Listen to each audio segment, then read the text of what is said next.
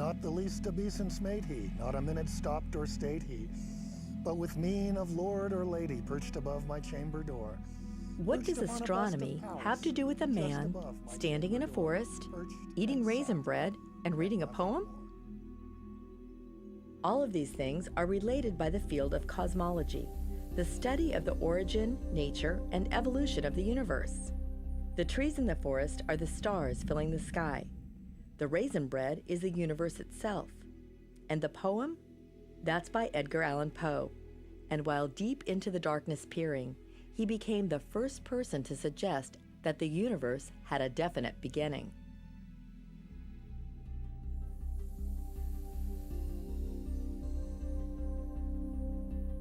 Why is the sky dark at night?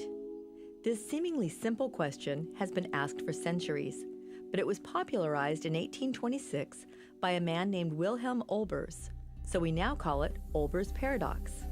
Well, Olbers' paradox is a very old and easily understood problem or thought experiment, if you like. And if you imagine an infinite universe, one that goes on forever and has no spatial boundary or end, then if you look out at the night sky, it is inevitable that any line of sight that you take is eventually going to come to the surface of a star, whether it's in our galaxy or somebody else's. Like the man sitting in the forest, who sees trees no matter in what direction he looks, an infinite and eternal universe implies we should see stars wherever we look. If stars uniformly filled the sky, then every spot on the sky should be as bright as the surface of a star. But the sky gets dark at night. And so Olbers' paradox was, that isn't what we see. When we look up into the sky is mostly dark with just a few stars in between. So what's the resolution to Olbers' paradox? Well, the first, which would be very obvious, is that the universe is not infinite, that ends somewhere. Okay. Another way that you can solve Olbers' paradox is if, as you go farther from the Earth or wherever you're looking from, the universe changes its character in some way. It's not Euclidean. A third way to solve Olbers' paradox is to say not that it's finite in extent, but it's finite in time. It had a certain age. And because it has a certain age, you can only look out to a distance which is equal to the age of the universe in light years. The best answer to Olbers' paradox is the last of these three choices. The universe must have had a beginning.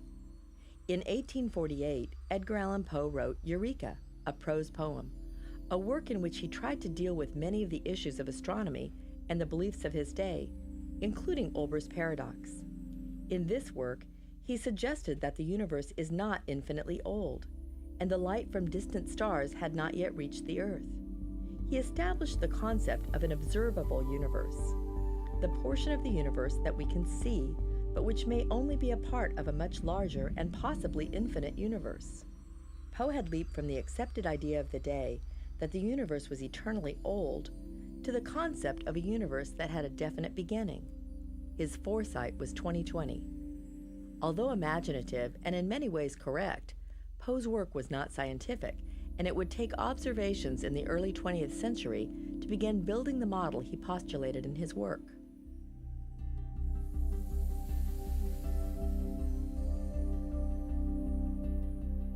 The model of the universe at the beginning of the 1900s was static, unchanging in size.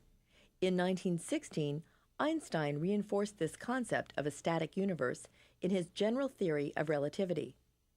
Einstein was led by a philosophical or almost theological feeling that the universe has always been the same and always will be the same. It's static. That is, the distance between the galaxies doesn't change, that the universe is infinite backwards in time and forwards in time, that we're in the middle of something that is an infinite process.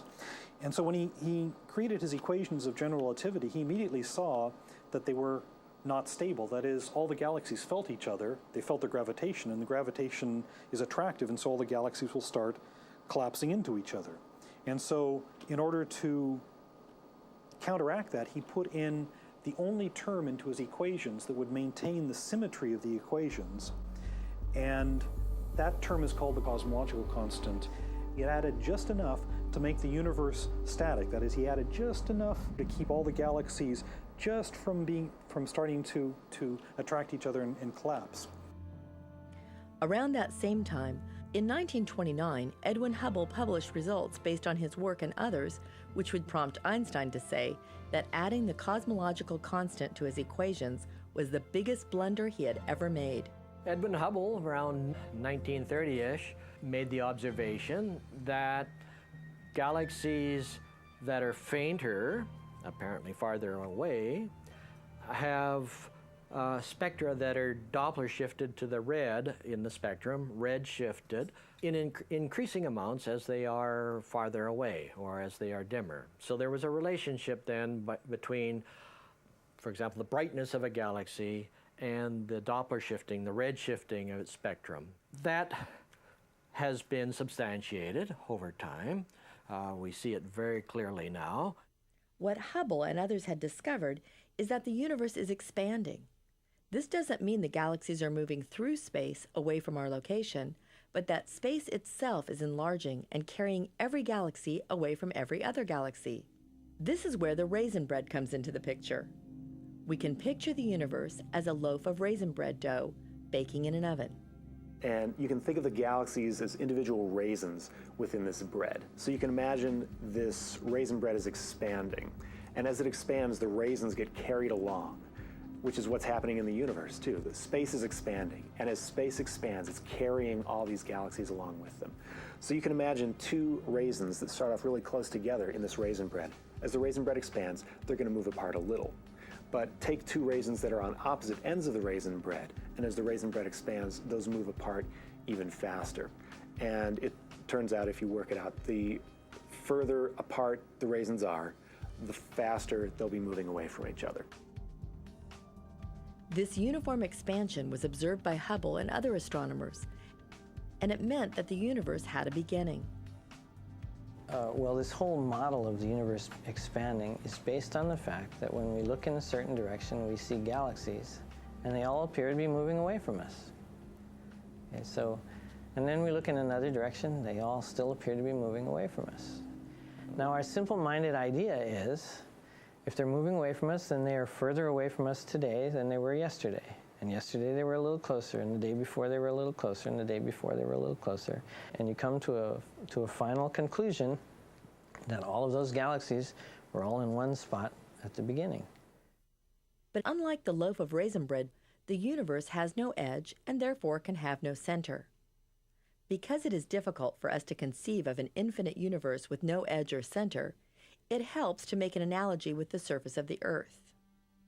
We could start walking from one spot on the Earth, and we could walk all the way around the Earth, never ever hitting an edge, and in fact coming right back to where we were to begin with.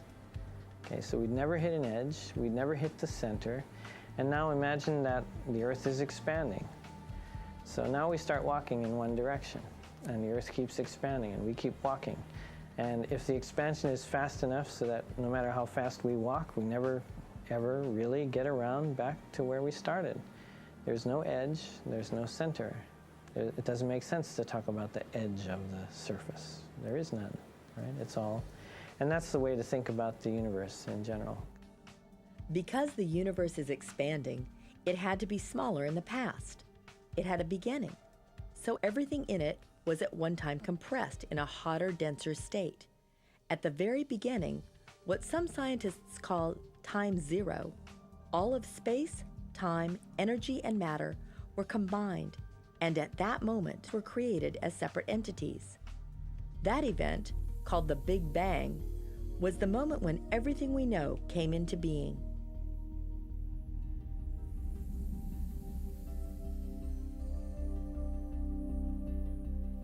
The Big Bang was not an explosion in space, it was an explosion of space, as well as energy, matter, and time itself.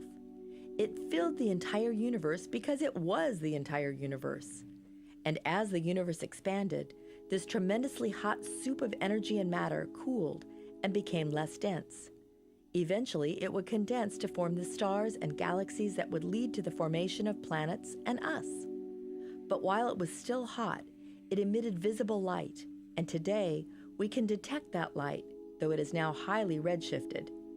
but its discovery was a surprise. In 1948, George Gamow predicted that a hot Big Bang would emit large amounts of radiation. A year later, Ralph Alpher and Robert Herman estimated that the expansion of the universe would have shifted this radiation to the far infrared and radio end of the spectrum. These predictions were followed by assertions in 1964 by Robert Dicke at Princeton that the newly developed radio telescopes should be able to detect this radiation. Coincidentally, around that same time at Bell Labs in New Jersey, two engineers named Arno Penzias and Robert Wilson were working with a giant collecting horn designed to focus energy from the microwave portion of the spectrum into sensitive detectors. But they were being plagued by a pervasive hiss which interfered with their work. Penzias and Wilson thought the hiss was related to their instruments, but when they investigated it, they made the discovery of a lifetime. They thought it might be something with the instruments. So there's stories about them going up and cleaning off, bird poop and stuff from the horn itself, but they couldn't get rid of it. Everywhere they looked, they kept seeing this radiation. They had no idea what it was due to. When a coworker happened to mention Dicke and his predictions about the detectability of the leftover radiation from the Big Bang, Penzias and Wilson realized that the hiss in their receiver was precisely this: cosmic microwave background radiation, the highly redshifted light from the original hot gas filling the universe. The hiss was direct evidence of the Big Bang. The cosmic background radiation is the Big Bang, and we see it in all directions. You look in every direction in the sky and you see this radiation, and that's the glow of the Big Bang. It's all around us because we were part of it and we're inside it. And when we look out to great distances, we look back in time and we can see that Big Bang wall of fire way out there.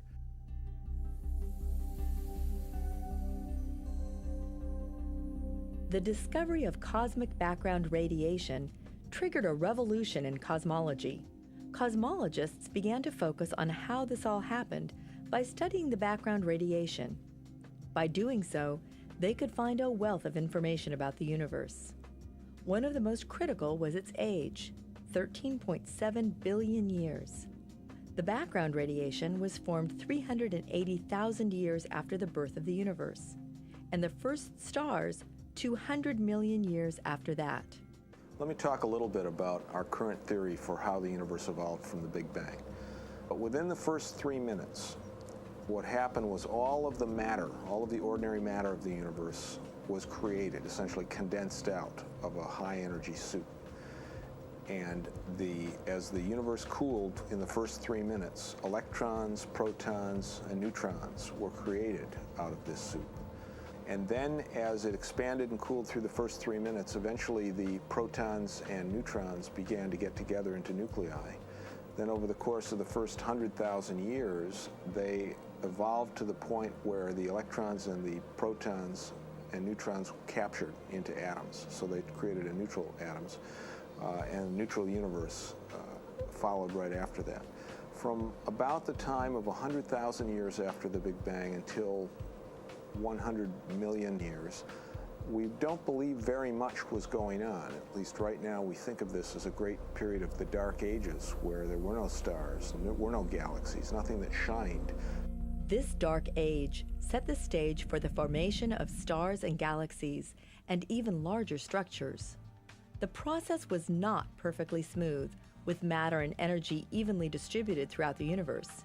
Instead, it was just a bit lumpy, rippled ever so slightly. Well, COBE, the Cosmic Background Explorer satellite, and its very capable successor, the Wilkinson Microwave Anisotropy Probe, were wonderful scientific instruments that looked like a brass band. They had feed horns that record microwaves. So as they look around us in the universe, they see this bath of microwave radiation that is the remnant fireball in which we were immersed in the moment of the Big Bang and remain immersed as the universe expands. And that the little ripples in that are the remnants of the sound waves that were propagating through the mass energy in those early days. And those ripples tell us about how the structure that ultimately became galaxies and clusters of galaxies was seeded. The gravity within those ripples began to act to collapse them. And as they collapsed, they eventually compressed the matter so much that they turned into stars. And when the stars began to shine, it put radiation back out into the universe. There was a point at which the radiation was enough to reionize the universe, that is, to strip all the electrons from the protons again. And then a period from about 1 billion years or 2 billion years out to about, say, 3 or 4 billion years was a period of rapid buildup of galaxies. Galaxies clustered into great walls and filaments separated by voids to form the large-scale structure of the universe. The distribution of these structures in the universe can be linked back to the ripples seen in the cosmic background radiation, called the cosmic microwave background radiation. Now, it's very smooth, meaning that the universe is very uniform everywhere. All points are pretty much typical. But there are some fluctuations in it, and those are associated with the fact that there had to be some inhomogeneities in the distribution of matter in the early universe, because galaxies and clusters of galaxies formed through the gravitational contraction of the slightly overdense regions, and then the voids between clusters of galaxies formed in the underdense regions. Well, the denser regions had a slightly different temperature than the underdense regions, and we can see those tiny variations now with very precise measurements using radio telescopes. We can calculate what the typical size, the physical size of the fluctuations was at the time that the microwave background radiation was set free, about 380,000 years after the Big Bang. And by comparing the known or calculated physical size with the observed angular size of these fluctuations, we can tell the geometry of the universe. The concept of the universe having a geometry is difficult to grasp. The geometry actually refers to the curved path followed by light under the pull of gravity. Einstein first postulated that space behaves like a fabric in which matter is embedded. The gravity of matter bends space locally, but space can be bent on a cosmic scale as well. And it's this warping that's called the geometry of the universe. The geometry can be determined by measuring how rays of light propagate through space, and, once known, astronomers can then uncover the relationship between the universe's composition, age, and final fate. You get one relationship if they travel along Euclidean straight lines. You get a different relationship if they travel along a curve, like on the surface of a beach ball, and yet a different relation still if they travel along like a horse's saddle or a potato chip. The model of the beach ball describes a closed universe where there is enough matter and gravity to force light to travel on closed curved paths. It used to be thought that a closed universe would ultimately slow its expansion due to gravity and then recollapse on itself. This now outdated model is sometimes referred to as the Big Crunch. The potato chip or saddle model is an open universe where light rays diverge. In between the open and closed models is a universe with no curvature, so it's called a flat universe. Light rays in a flat universe that start out parallel will remain parallel. To determine the correct model, astronomers had to quantify the average amount of mass and energy in the universe so they could calculate the resulting gravity and determine how strongly it would curve light.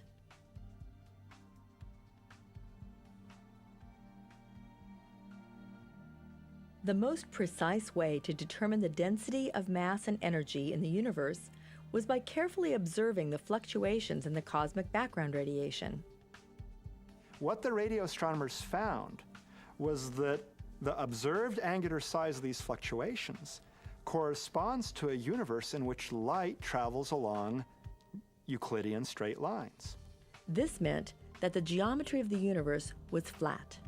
But according to Einstein's general theory of relativity, for light to do that requires the average energy density of the universe, the energy per unit volume, to be some considerable amount, okay? It's got to be a fair amount of stuff out there to cause the universe to be flat. What we observe to be out there in terms of visible matter and the inferred dark matter that binds clusters of galaxies is only 30% of what is needed to make space geometrically flat. So the other 70% has to be something else. It cannot be gravitating matter, because we know about all that. Well, it could be this anti-gravitating dark energy. Dark energy is theorized to be energy that fills empty space and drives the expansion and flatness of the universe. Its form is not yet certain, and its exact properties are not understood. The best way to study dark energy and its effects on the universe is to observe the universe on the largest of scales and to find some standard beacon that can act as a benchmark. Astronomers found that beacon in a certain kind of exploding star called a Type 1 supernova. By looking at how quickly a supernova brightens and fades, we can tell its intrinsic peak power. So you measure the light curve, the brightening and the fading.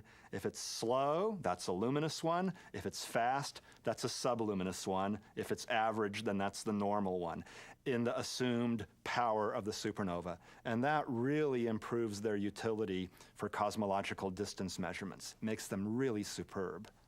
And so when we saw these things happening at large distances, we knew how far away they were. And what was proving to be the case was that these very, very distant supernovae were fainter than we expected. And that's what shocked us. When we measured this, we expected the galaxies to be much closer to each other, but they were actually farther apart. They were farther apart by about 12% than what we expected.